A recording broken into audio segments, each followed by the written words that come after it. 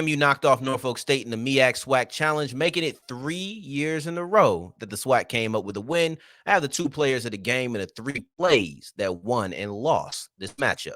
Oh, yeah, it's Locked On HBCU. Play my music.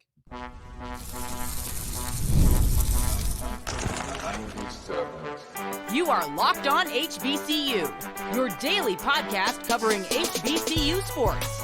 Part of the Locked On Podcast Network, your team every day.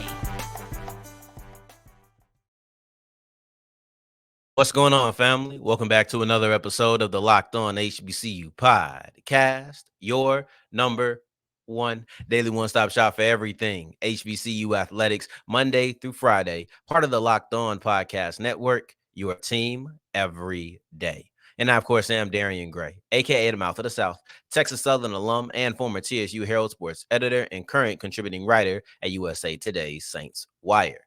Thank you for going on this journey with me, making Locked On HBCU your first listen of the day, every day. And remember, just because the mic cuts off does not mean that the journey's over. Just means it's time to follow me on Twitter at South Exclusives.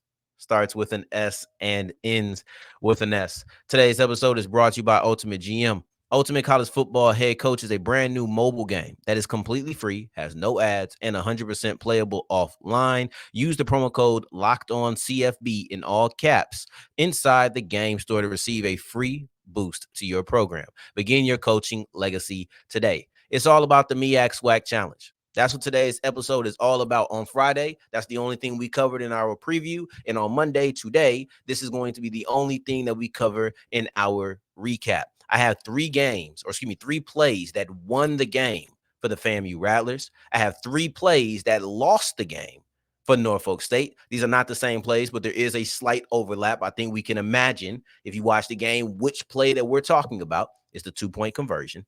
Got to talk about that. But I want to start off the episode with a look at the players of the game. Daniel Richardson, D. Rich, and then you also have Jamari Gassett. For me, I thought that both these players played fantastic, and they were the two guys who were battling it out for who was going to be my MVP coming out of the game. Now, I did use this graphic. I posted it on social media at South Exclusives on Twitter, at _Mouth of the South on Instagram. Thankfully, I was able to get my name back. So now we're back with the brand, the Mouth of the South. But this is the graphic that we put up here. And that looks nice, huh? But this is Daniel Richardson and his completion versus attempts. So he had 22 of 30. He had 318 total yards. Some of that was on the ground. And he also ended with 3 total touchdowns. So that's what we're looking at as far as Daniel Richardson's performance on the day. And he ended up getting the player of the game because, honestly, if it comes down to a quarterback versus a wide receiver and they're battling it out for this type of thing, the quarterback is going to win 9 times out of 10 because he's throwing to other wide receivers. So he's not only throwing to a Jamari Gassett. Meanwhile, Gassett, unless he's making plays a lot of the time with the ball in his hand, so maybe it's like a 5-yard catch and he made a 5-yard run or a 5-yard catch into a 50-yard catch a couple of times, or 5 to a 30. Like, if it's not that, most times we're going to credit the quarterback. And that's why Richardson got the player of the game for me. But they were very close. And I wanted to highlight both of them. Now, before I get into Daniel Richardson, I want to talk about the offensive coordinator, because I think that Joe Henry, right? I believe in Joe Henry. I hope there's some wrestling fans out there. Otherwise, they just gonna think I'm stupid. But look up Joe Henry with a D before the R. But when we're talking about Joe Henry, the FAMU offensive coordinator, to me, I thought that he did a fantastic job of game planning at the beginning of the game, right? Like, I don't want to discredit what he did in the third and fourth quarter, but specifically in that first and second quarter, really drive 2 to 4, definitely 2 and 3. He did a fantastic job of calling plays to get Daniel Richardson comfortable. If you're taking a quarterback who's stepping into a new system, he's on a big stage, and you're going to say, all right, we need you to perform instantly, because the idea of losing this game, like, that's not the same as losing to a University of Miami. It's not the same. If you have to go in there and play them, it's a different set of challenges in your first start. but it's not the pressure of winning, with all due respect. Here on this stage, the entire pressure is winning because your entire Black college football audience has eyes on this game. So how can I make my quarterback as comfortable as possible, as quickly as possible? And for me, Joe Henry did that by involving a lot of misdirection in the offense that schemed open players to, or schemed players to be open, schemed players to be in open spots, schemed easier reads for Daniel Richardson. I thought that was a really good plan. Now, let me tell you where those two married, and it's the first play that I want to highlight. And the play I want to highlight is Daniel Richardson on a read option. Nobody's expecting Daniel Richardson to take it. You could tell by the fact that there was nothing but green grass in front of him. Nobody expected Richardson to keep that ball on a read option. Now, on read options, obviously you have to look at a defender, read them based off what they do. You either give the ball or you take the ball. Richardson decided to take the ball, and there was nobody there. That's also scheme, but that's also you have to make that call. Joe Henry can't say, I'm making that call for you in live action. Hey, keep it no matter what. No, that's a bad call. That's not a read option. I'd be a quarterback keeper. I'm pretty sure that was a read option, right? But it goes beyond that. It goes into play action on the second drive, right after that read option. They followed it up with a play action to the left and had a dragging tight end across the right. I really thought that drag routes and crossing routes worked very efficiently throughout the entirety of the game for the Rattlers. I thought that was a really good part of their offense. But let's keep it on the misdirection for right now. Let's keep it on that part of this game for now, right? Then you see the next play, or the next drive, excuse me. You have another big play off of play action of trying to get the defense to believe you're running the ball, and then boom, you're passing. And a lot of times they did bite.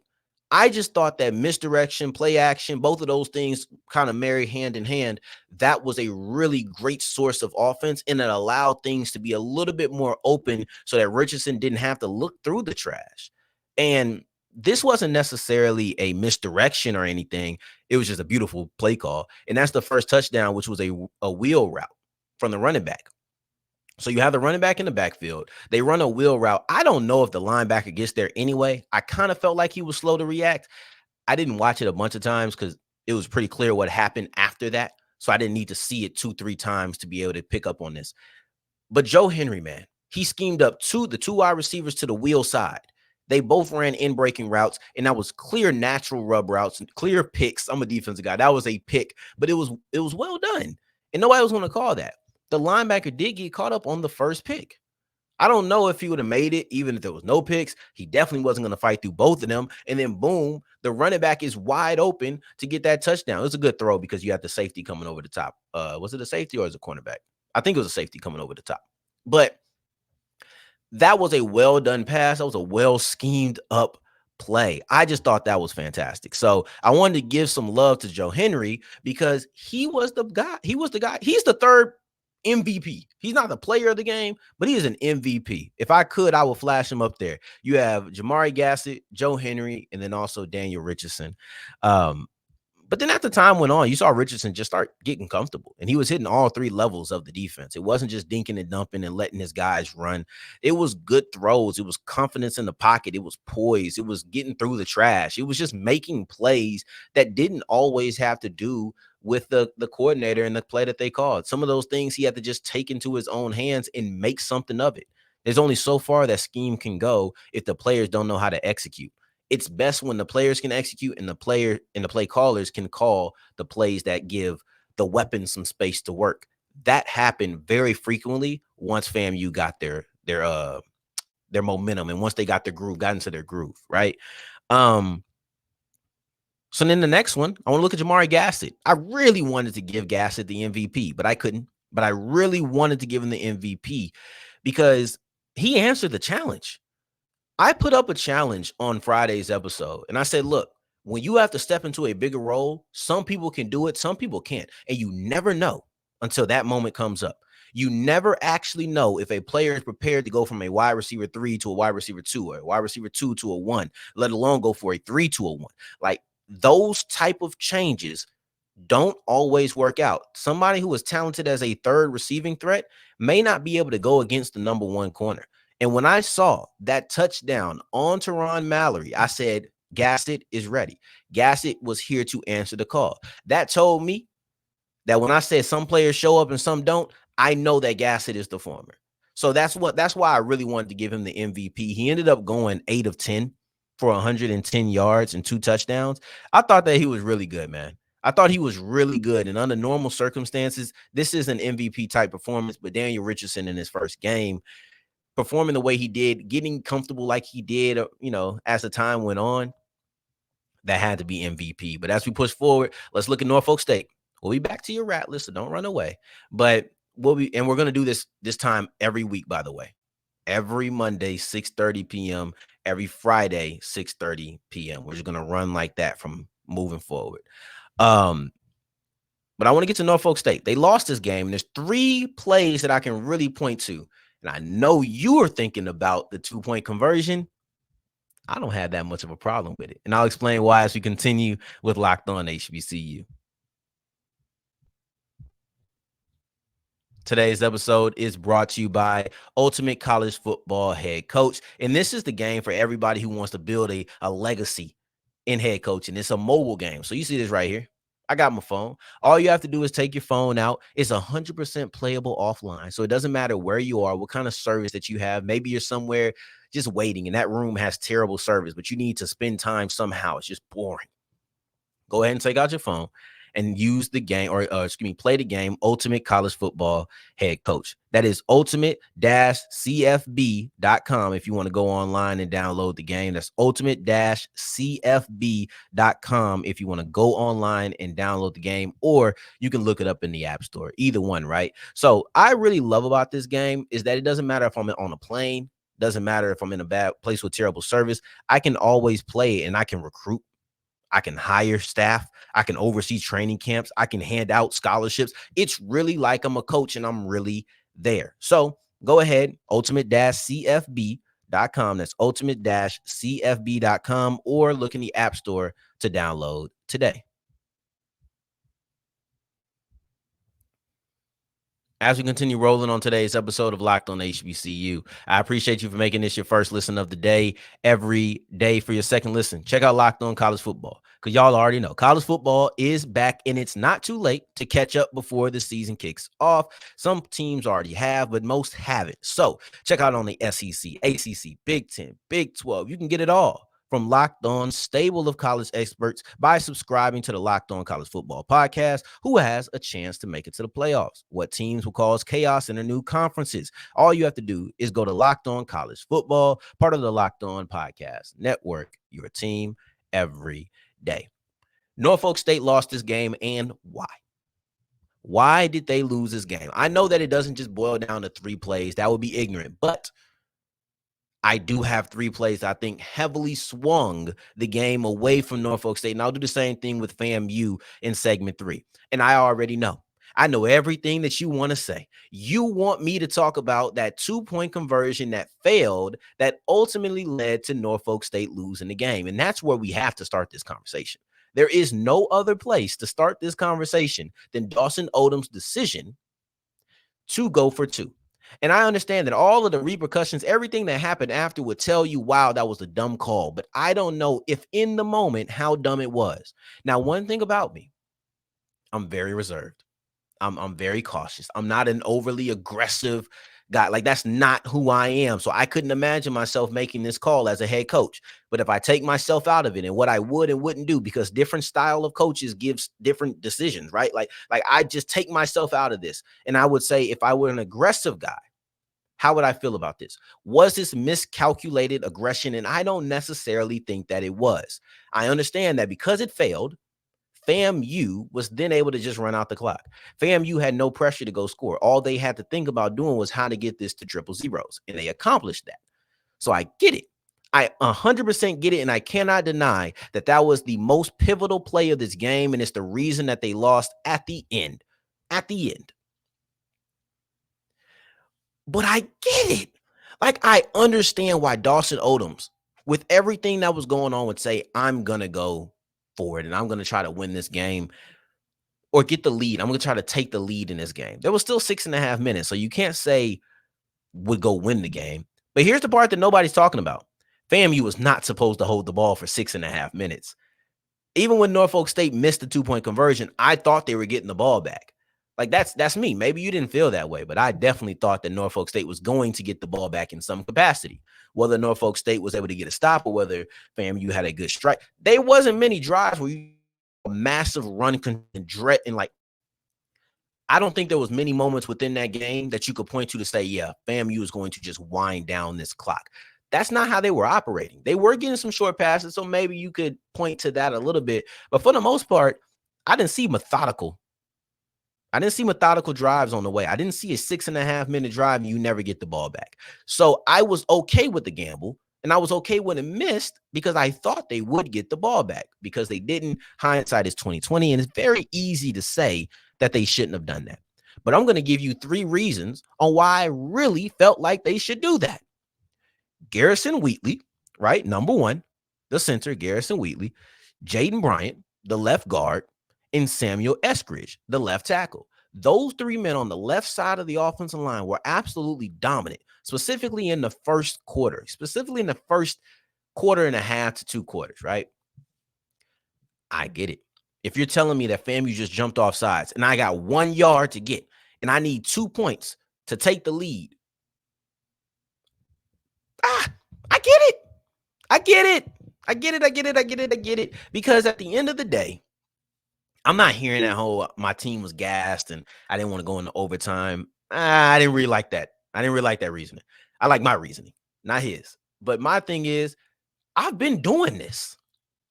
I've been dominating in the trenches, and I only need to get 1 yard. The left side of my 62, 67, 64, they have been dominating here, and they've been getting a lot of push. I'm going to go get this because this is what I do. And if you know what, if I fail, I should get the ball back at the 6.5 minutes. I'm going to trust my defense. That's the mindset going into it, obviously. It didn't work, though. Got to give FAMU credit. But even then, if everybody's looking at the run, you're supposed to slip the quarterback out. And it's supposed to be easy money. I thought it was a good call. I'm not going to say it was a good decision, but it's not a decision I was upset with. It's not. But unfortunately, everything that went into it, this is the most pivotal play of the game, and they lost.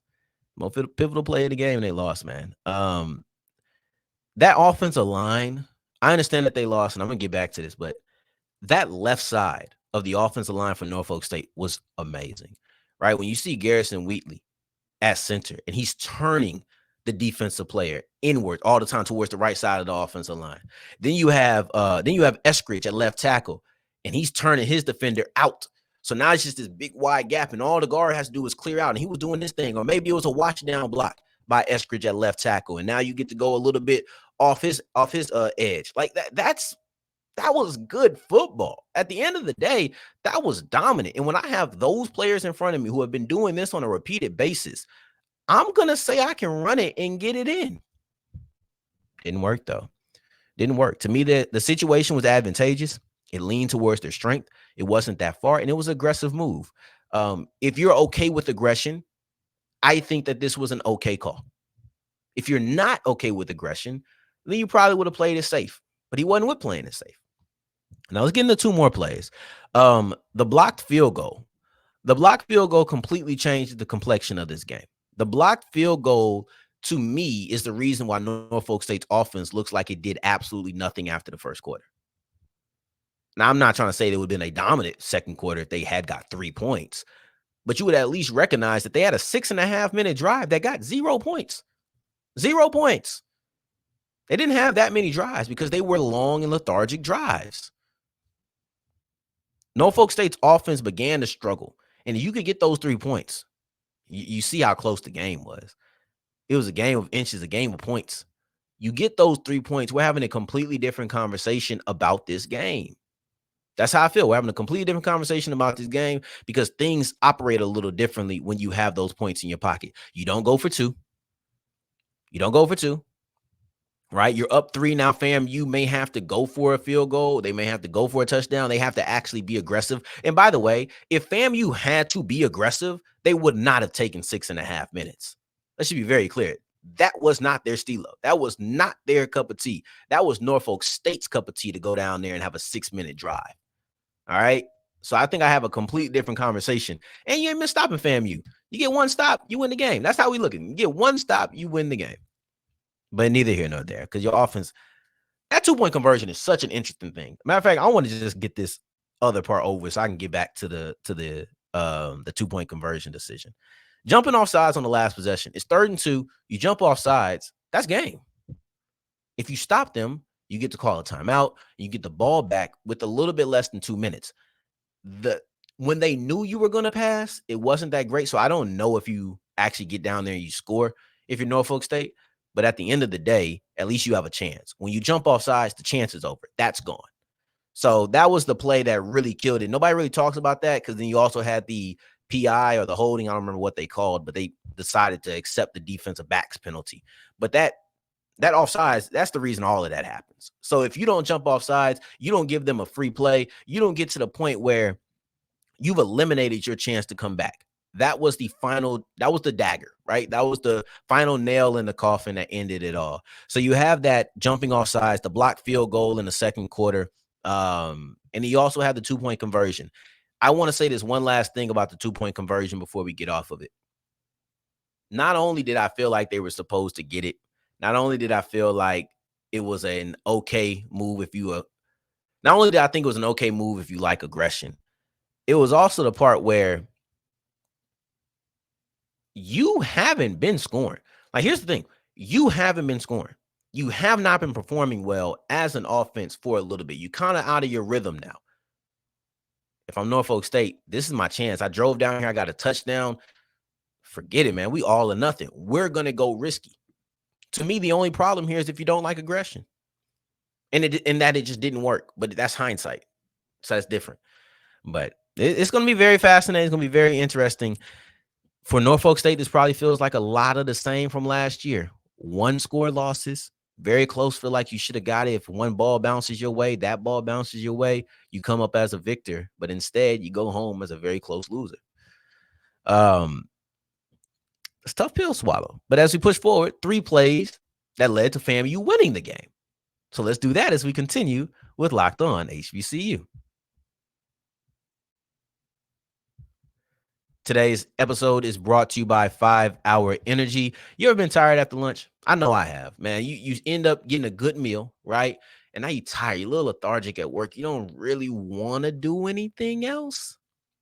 You're like, I don't really want to take care of this assignment. I don't even know if I can. I'm dragging. Go ahead and get you a 5 Hour Energy.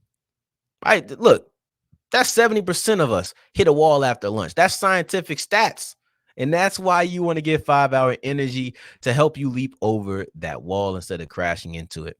0 sugar. It's convenient, portable, small size, right? So it's a perfect pick me up. Boom. Take that. Get flavors like watermelon, tropical burst, grape. Once you take it, it's on through the rest of your day. You get 5 hours of energy. So if you go to 5 Hour Energy, that is the number 5.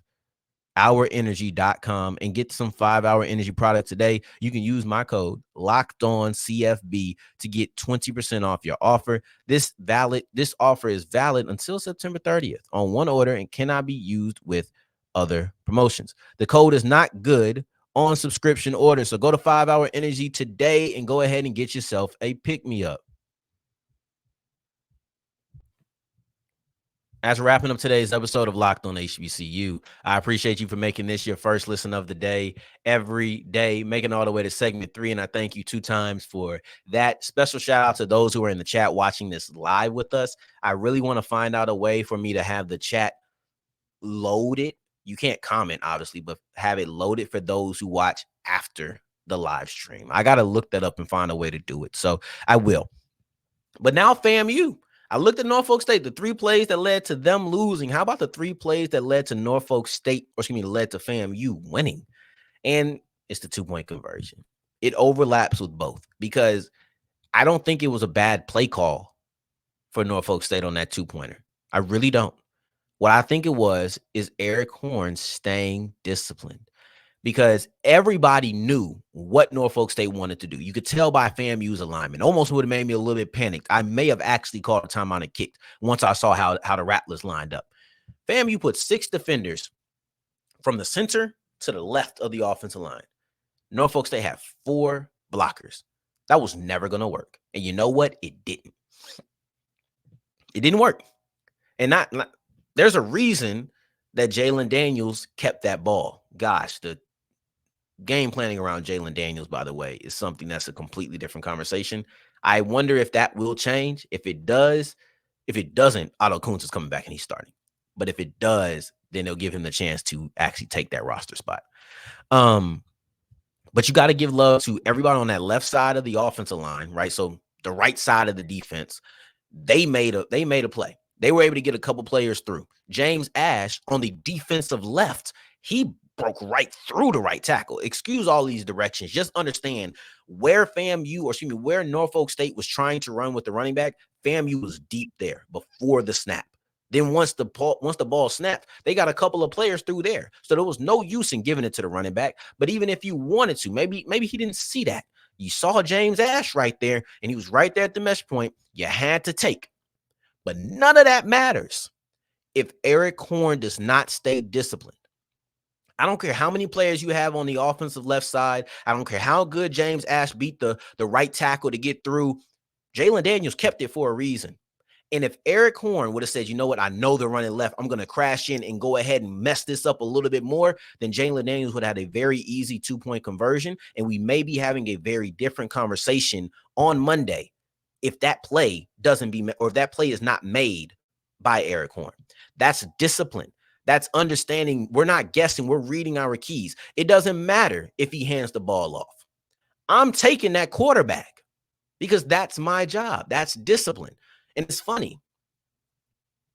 It's funny because after the game, I don't know how accurate this quote is, but I saw it. And I saw it on a reputable source.